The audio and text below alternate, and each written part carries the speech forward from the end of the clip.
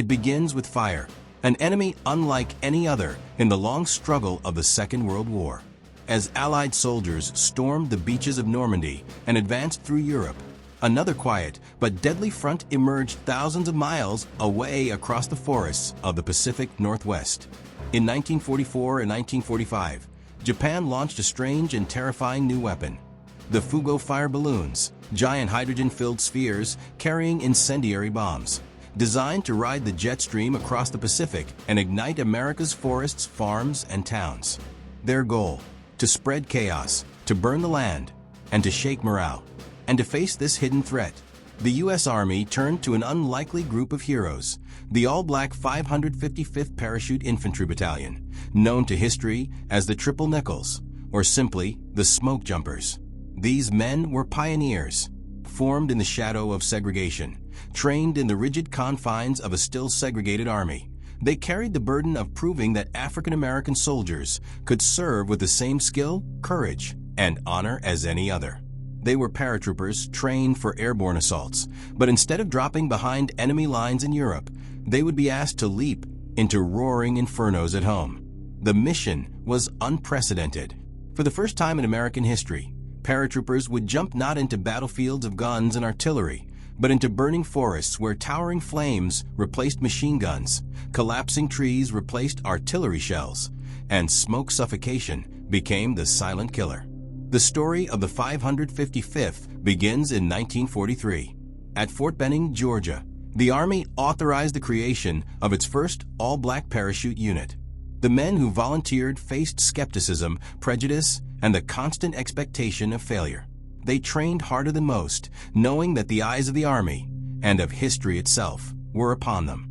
They marched, drilled, and jumped with precision. In those early days, their leather jump boots gleamed with polish, and their motto, "Let's go," rang out with defiance and determination. They became airborne soldiers in every sense, joining the elite brotherhood of paratroopers.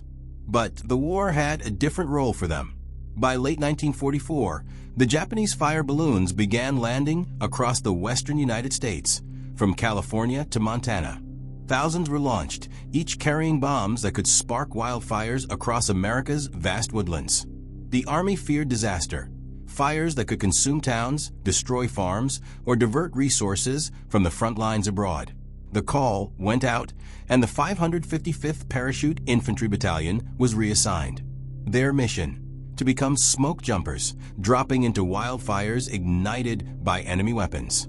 Armed with parachutes, shovels, saws, and courage, they trained not only for combat, but for survival against fire. Their training was grueling. Instead of practicing assaults on enemy positions, they learned how to leap into forests choked with smoke.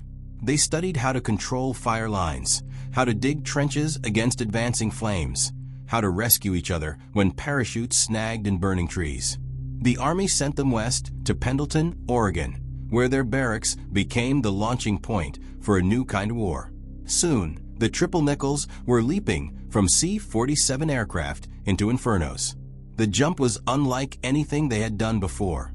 The turbulence of hot air rising from flames made the descent unpredictable. Parachutes twisted and collapsed in smoke columns. Men landed hard among burning pines, axes in hand, their uniforms singed, their lungs choking on ash. Yet they carried on. Between 1944 and 1945, the 555th made more than 1,200 individual jumps, suppressing fires across Oregon, Washington, Idaho, and Montana. They fought not just wildfires, but exhaustion, injury, and the ever-present specter of racial prejudice that shadowed them even as they served. In one tragic mission, a soldier named Malvin L. Brown became the first smoke jumper to die in action. He fell from a tree after his parachute tangled, a reminder of the constant dangers the men faced.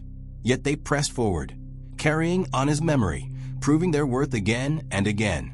The Japanese fire balloon campaign failed to cause the devastation its creators had hoped, but the bravery of the Triple Nickels ensured that even the sparks that did land would not consume the nation.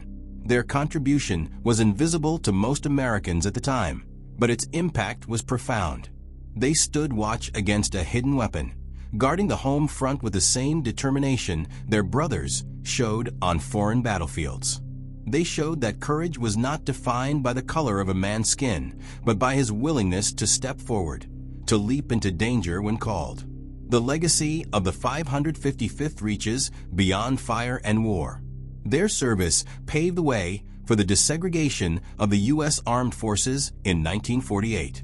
They demonstrated to the Army and to the country that African American soldiers could serve in elite units, carry out dangerous missions, and do so with honor. They helped shatter the barriers of prejudice, advancing not only military history, but American history. Their nickname, the Smoke Jumpers, became synonymous with resilience and bravery. Today, on Juneteenth, we remember them not only as warriors, but as trailblazers. Their story ties together two battles, one against a foreign enemy, and one against inequality at home. They wore their parachutes and carried their gear into firestorms, but they also carried the weight of representation for future generations of black soldiers. The forests they saved stand as silent witnesses. The skies they jumped through remain eternal, and their sacrifice echoes in the freedom and equality we continue to strive for. The story of the Smoke Jumpers is not one of massive battles or grand invasions. It is a story of quiet heroism, of men who took on a strange and perilous mission because their country asked them to. It is a story of fire fought with sweat, steel, and courage. And it is a story of legacy, because their actions in 1944 and 1945 still resonate in the desegregated ranks of today's armed forces, and in the values of service and sacrifice that we honor every Juneteenth. So, when we think of World War II, let us not only remember Normandy, Stalingrad, or Iwo Jima. Let us also remember the forests of Oregon, the skies above Washington, the mountains of Idaho, and the quiet heroes who leapt into smoke and flame. They were the 555th Parachute Infantry Battalion, the Smoke Jumpers, and their fire was one of courage, equality, and the unbreakable will to serve. History is full of battles, but the greatest one is keeping their stories alive. Like, share, and subscribe now, and never miss the moments that change the world.